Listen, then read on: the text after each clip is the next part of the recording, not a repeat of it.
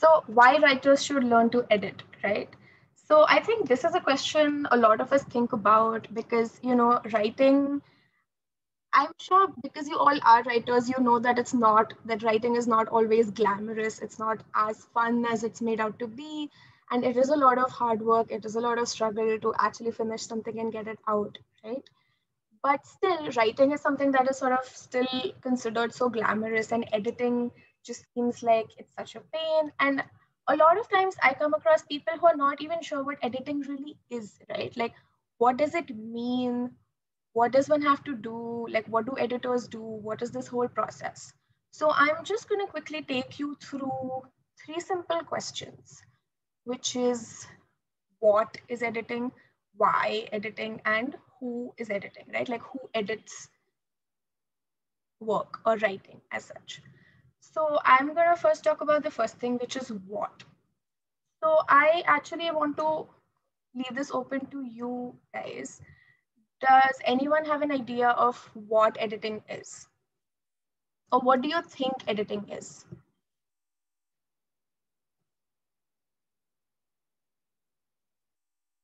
You can unmute and answer just this once. Hello. Can I answer? Yeah, go ahead. Yeah. So for me, like this is a personal thing. Like what editing feels to me. Mhm. So for me, editing is mostly like removing all that is unnecessary. Then structuring the work in general, and just seeing what are is missing, what the missing factor is, and then correcting it. If Okay. that makes sense. Yes, that is a lot of what editing is. And I also want to point out there are no wrong answers because editing is different for everyone, but that is definitely a lot of things that editing covers. Does anyone else want to add to this? Yeah, I mean, in my opinion, editing is nothing but giving spicing up the given work and making it polished. That's what I feel editing is. Mhm. Yeah, definitely. Anyone else wants to add to this? Yeah. Hi, Aishwarya. Hi, everyone. Hi, man. I think editing involves what has already been said, refining an existing piece of work. And I think when you write, you're thinking more from the point of view of a writer, the first draft. And when I edit, mostly I am thinking of what would look good or what would be better for the reader. So it's the right reader uh, coming in and telling me what I need to do. Yes, that's very interesting. That actually reminds me of a Stephen King quote, which is, um, he says, keep the door shut when you write and leave the door open when you edit. Something like that. I'm paraphrasing. Don't quote me on this. But yes, I agree with you, Malcolm. So I really like all of your, definitions and ideas of editing. And what it boils down to, from what everyone has said, is that it's addition or subtraction, right? You're either adding things to your existing work or you're removing things. And either way, you're doing that to basically make that piece that you have written better, right? Whether it's a poem, whether it's a story, whether it's an essay, what you're essentially doing is, once you've finished writing it, you're coming back to it and you're saying, hey, does this work? What works, what doesn't work. So it requires that sort of analytical eye. It requires you to come back to your own work from a different perspective and say, I love this part, but this is not working for this story. Or like, is this piece of information really necessary for what I want to say? So, in that sense, editing is a lot of adding details, it's a lot of subtracting details. And I think what I'm really happy about right now is that I don't have to convince you people that you need to edit, which is something that I thought I had to do because I have met a lot of writers who don't think that what they do is editing or don't think that editing is a part of writing, right? And that's sort of the first challenge, which is accepting as a writer. And I'm also talking about this from my own writing journey, which is being able to accept that a lot of what I need to do as a writer is to edit. It's easy to sort of put out that first draft and just write something down on paper, and then I just need to have it on paper so that I can then go back to it and see what of this I can use, like what is usable and what is not usable. And this is something that I also definitely, for me also, it was a long journey to learn, because even when we think of writing techniques, right, um, even if we think of, oh, writing dialogues a certain way, or how plot needs to be, or how are my characters well developed. So when we're thinking of these writing techniques, when we're thinking of, how we are writing in order to make something more interesting, are we writing it in lesser words? Are we sort of elaborating and writing it in a lot of words with a lot of description? And that is what works better. But when we are making these choices, when we're thinking about what works better for this story, for my story, but also what works better for a reader, right?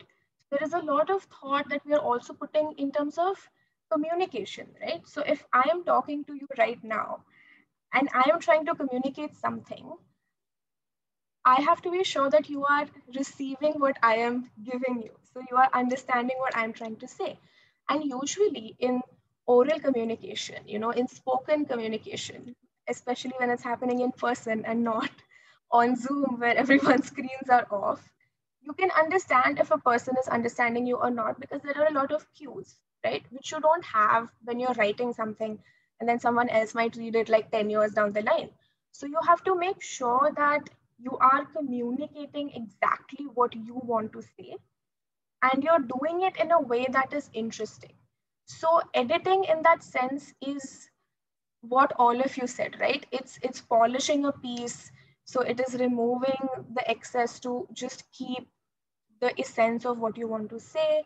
It can be, adding on to a piece. So it can be looking at a piece and thinking, oh, I should add this detail and that will make it more interesting. I should change that and that will make it more interesting. And it's essentially being able to come back and analyze it from a different perspective, and being able to think about it from a reader's perspective, right? So you're writing from a writer's perspective, but when you're editing, you're always thinking from a reader's perspective. Does the reader understand what I'm saying? Does the reader feel the same emotions that I am feeling when I'm writing something? And this is especially true for me personally when it comes to poetry, or when it comes to writing personal essays, which is, because I tend to write poems which are very emotional and meaningful to me, right? And then when I'm writing them, because I know the context and I know what I'm writing about, I am very emotional when I'm writing the poem. And then I have to come back with this like editor brain and then be like, does this even make sense? There's someone who doesn't know me or who doesn't know this context get the same thing out of the poem that I'm trying to convey. So things like that are what sort of editing focuses on, and what editing does, which I feel like some of you do seem to have an idea of and have incorporated in your own writing. The next question is why, right? And this was sort of the big question that I was supposed to answer today. And I feel like you guys already have an idea of why. You need it because you want to communicate effectively. You need it because you want to make your pieces powerful. And I use this word because I feel like emotional connection and power is so much, like, means so much and is so meaningful when it comes to writing. Because what makes writing really memorable for readers is how they can connect to it in different ways. And that can be like an emotional connection to a character or to a place or to something else that is happening in the story. It can be an intellectual connection where, some readers are like, oh, this like challenged my brain so much and that's why I love this story, right? So why editing? I mean, I don't really think I need to answer this, because editing is important. And I would say, in fact, as writers, we maybe like 30% of what we do is writing, right? The first draft that we write is writing. And then beyond that, everything that we're doing is editing. And especially now, I mean, some of you might still be writing on paper. And if you do that, that's amazing. But especially with like writing on laptops or desktops, writing with Microsoft Word, what I have noticed is I am editing while I am writing, right? So I'll be writing one sentence and I'll be like, oh, no, I can rewrite this. So I will immediately rewrite that sentence, right? So even while I'm writing, I'm already editing. Or even if it's something as simple as a spelling mistake and I'm immediately correcting it, right? So I'm editing as I'm writing, and that is something we're able to do now because of technology. But earlier it was this very clear distinction of, you know, first you write an entire thing and then you look at it and then you edit it. And some writers still sort of say that that's the best way to write, right? Like they like to write their first drafts on paper and then they like to move that to sort of some technological device, because they think that writing the first draft by hand is sort of the purest way to get your first draft out without trying to edit it. And so obviously different writers have different approaches to how they write, but that is why editing is so important, right? Because editing is what takes your piece, whatever you have written, from like your first draft, which will just be like, sometimes is honestly for me is like verbal garbage. Sometimes it's just a jumble of thoughts. Sometimes I'm just writing things for the sake of writing things because I'm like sick of staring at that like blinking cursor on the screen that is mocking me, right? So writing is just sort of putting everything out and then writing as much as you can. And then editing is when you think about, okay, how much of this do I need? And then you sort of cut it down. So I think definitely editing is very, very important. And that answers the why. And I want to go on to who, right? So who edits? And obviously we've spoken so much about how writers edit. So definitely writers edit their own work, right? But once we are done editing our work, there are also other editors. So for instance, with books, right, there are editors who work at publishing houses, and there are editors. So in if you've ever submitted your work to a literary magazine, you know, or if you read work from literary magazines, so the people who work there are also called editors. And so what these editors do is, one, they obviously, you know, analyze your work, they give you feedback, they help make people's work sort of better, right? So they are able to give that perspective of, you know, if you did this differently, I think the piece would be stronger. You know, if you cut that out, and they sort of give you that advice, constructive advice, criticism, to help you build your work and sort of create that final draft, right? But also in these cases, what editors do is that they select. So they not only select like what stays in a piece and what goes, which is what editing is, but they also select what they want to publish, right? Who they want to publish. So there is that level of selection where they are saying, you know what, I think this story is really good, it's going to really work. Or this book is going to be a bestseller, this is a great book idea. So they're also doing that level of selection where they're putting their sort of they're hedging their bets, right? Or they're putting their faith in certain stories over other stories and saying these stories are going to work, these books are going to work, these are going to be successful, or these are really well written, or stuff like that, right? So whatever their purpose is in terms of publishing, they will also select what they want to publish and not. And then there are freelance editors. So freelance editors are, you know, they're sort of like editors in the sense that they will read your work and they'll edit it and they'll sort of help you improve your work, but they're not a part of that other selection process. So they're not involved with an organization where they're either accepting or rejecting you in any way, but they're sort of helping you work on your story or your poem or whatever for a certain amount of money, right? So they're sort of, I mean, I'm sure you guys know what freelancing is. So, so that's what freelance editors do, right? So in terms of editing, even when you're writing a book, and even if you know that, you know, your book is going to be edited by an editor at a publishing house, you as a writer have to edit that book to a certain level so that it has reached this level of like, basically it has reached the best that you can do with it, right? So it has to be the best that you can do, and then you can take it forward to a publishing house, and then an editor will elevate it even further if possible, right? But there is always that element of, even before it gets selected for anything, you have to make sure that it's the best draft that you can come up with, you know, with the help of friends, readers, people who give advice, your own editing, whatever. But so that is where the responsibility of editing, sort of the major editing that happens with a story or a book or a poem sort of relies on us as writers. And then the editor sort of comes in the end and says, hey, why don't you just change this one thing? And it's like magically even better, right? But it has to already be at that level. So that's what editing is. And I just want to quickly go through the 3 basic stages of editing, right? So this is just for you to get an idea of what all editing covers. So because we talked about like addition and subtraction, but that is obviously a little like general terms. So these are also terms that it might like be useful for you to know in the future, because these are terms that do come across, like come up when you're talking about publishing, when you're talking about editing, and it's just useful to know what they mean. So structural and developmental edit is when you're editing the basic structure of the story. So you're editing the content in some sense, and you're talking about, do these chapters make sense? You know, does the storyline make sense? Are there like inconsistencies where you're saying something different in chapter 3 and then you're saying something different in chapter 5? You know, stuff like that. Like, oh, if we moved chapter 3 to the end of the book, will that make it more interesting?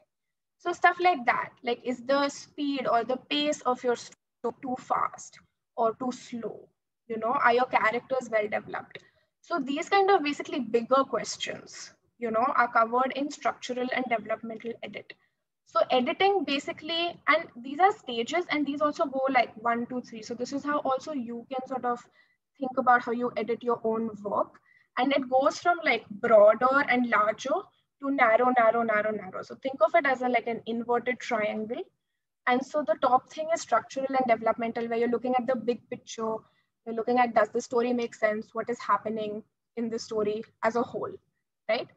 Then you come to copy and line edit. Once you're sure that the structure and the entire like your story is fine, copy and line edit is when you look at this smaller picture. So you're now zooming into the story almost, and you're looking at every line, every paragraph.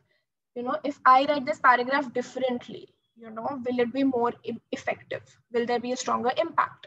If I write this word instead of that word, does it make it more effective? You know, so from moving to like larger concerns like, does the story make sense, you're moving to specific concerns like this line, this paragraph, this word, and you're sort of just moving things around a little bit to see what makes more sense, what fits better. You know, can I cut out this entire paragraph and the story will still make sense and it's not adding to the story? Stuff like that. You know, what are my headings? So that kind of thing gets covered in copy and line edit. That's why you're going line by line when you're editing. And then proofreading is the final thing, where you're basically checking for grammar, spelling, punctuation, you know, typos, like did you just accidentally miss a word? So stuff like that. So proofreading is very, very, very minute, where you are sure about everything else, and then you're just looking at like the formatting. You're just looking at errors that can happen sometimes, you know, stuff like that. So these are the 3 kinds of editing stages that happen even in a publishing house. But these are also stages that you can, you know, rely on or you can follow when you're editing your own work. So go from bigger to smaller, smaller, smaller. And don't forget the third thing, because proofreading is very important. Because if you submit something somewhere and it has spelling mistakes, it's just immediately, for editors, it's a turn off, because then it seems like you are not serious enough about your own story to make sure it is like free of errors, right? So that is definitely something to keep in mind. Here are some basic tips to edit your work as writers. So I'm sure you must have heard some of these, but the first one is take a break after writing. And this is very important, because what this essentially means is, if you've written a story today, at least take like 2 days off before you come back to edit it. And this is because when you come back, you have fresh perspective on the story. You're able to come back in a different frame of mind, a more analytical frame of mind. And also because you've had that pause, sometimes what happens is when we write something, you know, when we're writing, we sometimes eat some words. I do this, and I know eat some words is not the right term. But what I do is, like, I'm writing something and I'll just forget to write the word off or the word by, which are these small words. And then when I'm sort of rereading it, because I know what I have written, my eyes are like deceiving me and convincing me to believe that that word is there even when it's not. This happens sometimes. So, which is why for stuff like this, it is very useful to sort of take that break and then come back to your writing from a fresh perspective, fresh eyes. That is number one. Number two is edit multiple times. So I showed you 3 stages in which you can edit, but even in each stage, your piece might go through multiple edits, right? And that's just something you have to do. You cannot edit your piece only once and then be happy with it, because it is definitely not your best version. I can guarantee that. So definitely be okay with editing multiple times and be ready to edit multiple times, because that is something that your piece will need, and that is something that will help you also grow as a writer and as an editor. The third thing is be brutal. So kill your darlings is again a very nice way of saying be brutal and a very fun way of saying it. But what it basically means is, you might write something where, and this happens to me, where I'll write a sentence, and to me, that sentence is just so beautifully written, and I'm in love with that sentence. I wrote it. And then when I come back as an editor and I know that I don't need that sentence, but I just love it so much. And then I have a tendency to keep it just because, I wrote it, and I feel bad about cutting stuff or like reducing stuff in my own story. And so as an editor, you have to be brutal and you have to remove stuff if it is not relevant, no matter how emotionally attached you are to it, or maybe you're not. But you have to be ready to be brutal, to like kill. And kill your darlings is also like, in a book, you might have to kill your favorite character to like get the impact of the book, right? And so something like that. Obviously, the one sentence was a small example, but it can go from one sentence or one word to something as large as, giving up an entire character or changing how an entire character is for the sake of the story so that the story makes sense. And so these are like some things that you have to do in order to make your story work, and just be ready to do that as an editor. Then there is, read your work out loud or print it and read it out line by line. This is something that helps you figure out if there is if what you've written sounds off, because when you read it out loud, especially dialogues, you will get a much better idea of whether what you've written makes sense. Then be consistent, obviously, like I said, with proofreading. And also, if you're not sure about something, check. So if you're not sure if a word is spelled a certain way, if you're not sure this date is correct for something that you've written, you can always Google, right? I mean, it's the easiest thing to do. You can check a dictionary. So definitely do that if you're not sure about anything. So those are all the tips that I have for you. And I'm going to open this to questions real quick. But I finally want to mention that, so if you think editing is for you, because obviously, I mean, we are all writers here, and writers definitely need to know editing. But also, as someone who has, professionally learned editing and who is a professional editor, that's something that also gives me a lot of joy, which is editing other people's work and giving feedback on other people's work and helping them grow with their writing journey. And so this is a course that we're doing in December, which is focusing on editing and publishing. It's going to be taken by me and by Tara Khandelwal, who is the founder of Bound.